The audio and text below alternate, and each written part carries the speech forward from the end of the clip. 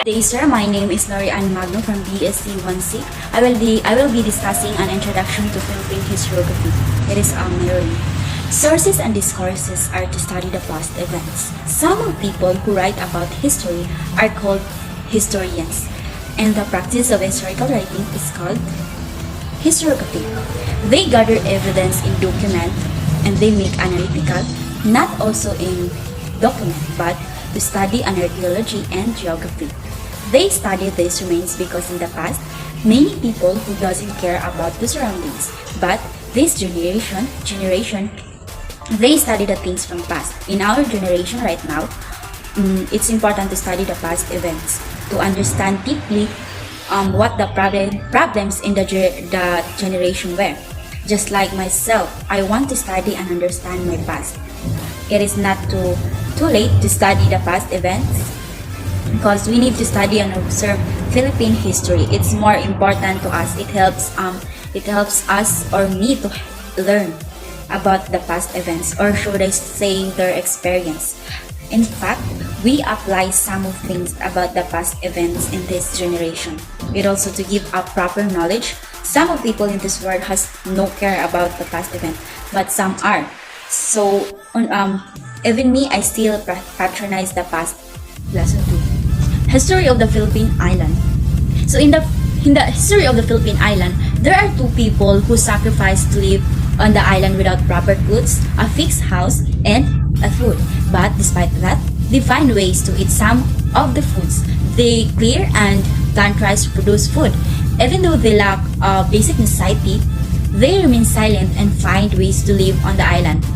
So, just like me, I'm always strong, whatever happens, because it's a part of living in this world. You need to sacrifice everything to make yourself better.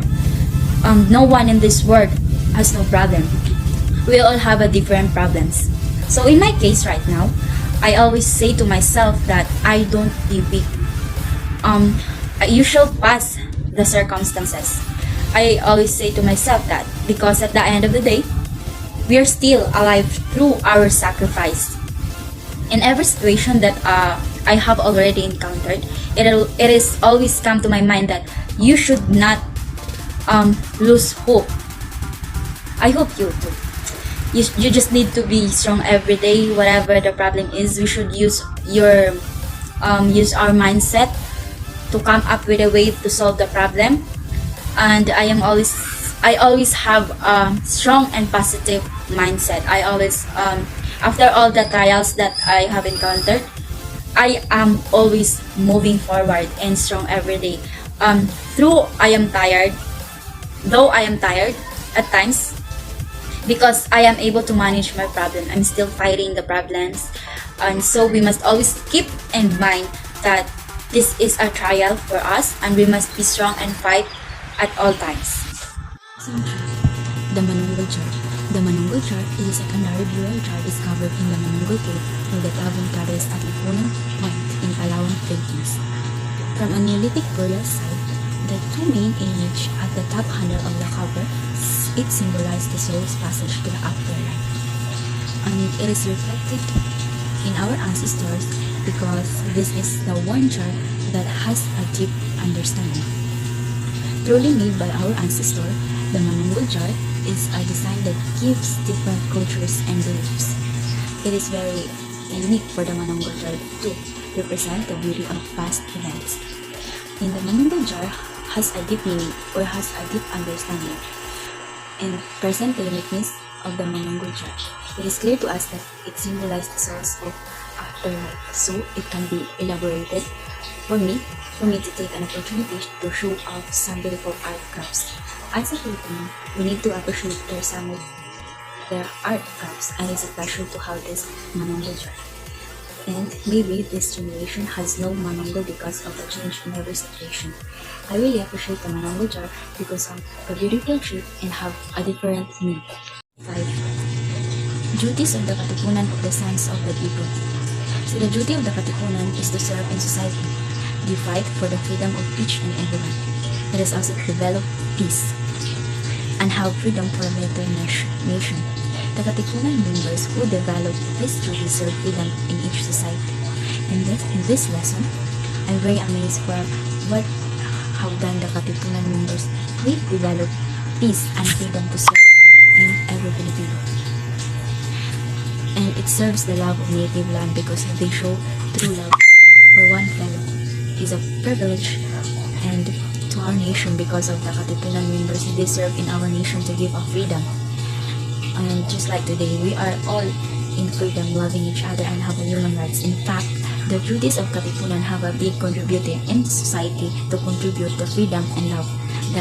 That's why we were today because of the freedom that we all deserve. It's just a living in this world to have a freedom no matter what we do, but in a good way. Let's proceed to the lesson 6. Act of Declaration of Philippine Independence. In the year that proclaims independence, all of us have freedom to do what we want, but in a good way. This is all we want, to have independence in each everyone. It could be help us to do the things that help our lifestyle. When the time comes to proclaim the independence, I'm very grateful because I have the right to be free and independent. That is the way of being Filipino. People are free, or should I say independent, because that is all they want. In this world, we not only have freedom, but we also have equality. This is when I realize the Filipino people deserve to be free, and I am proud of that. To advocate for more independence because we have the opportunity to do so. So the flag represents us because each color of the flag has a different meaning, just like we have a different lifestyle in each life. So, end report of cholera epidemic in the Philippines. The topic to be tackled is all about the cholera endemic in the Philippines, wherein we are able to analyze and reflect about the deadly disease in the year 1902 up to 1904. Cholera has been increasingly reported in the past decade, most especially in the two distinct places in the Philippine historiography. It was one of the most feared kind of disease which can lead a short term of existence. If someone would be infected by this disease, it was a kind of endemic, which means the certain countries are being affected throughout the widespread infectious disease. In the year 2008 to 2013, there are almost 42,000 suspected and confirmed cholera cases were reported in 87% of provinces and metropolitan areas in the Philippines. Confirming the endemic of cholera in the Philippines, poor access to improved sanitation was associated with cholera. On the other hand, despite access to improved water sources, cholera remains to be seen. This later is most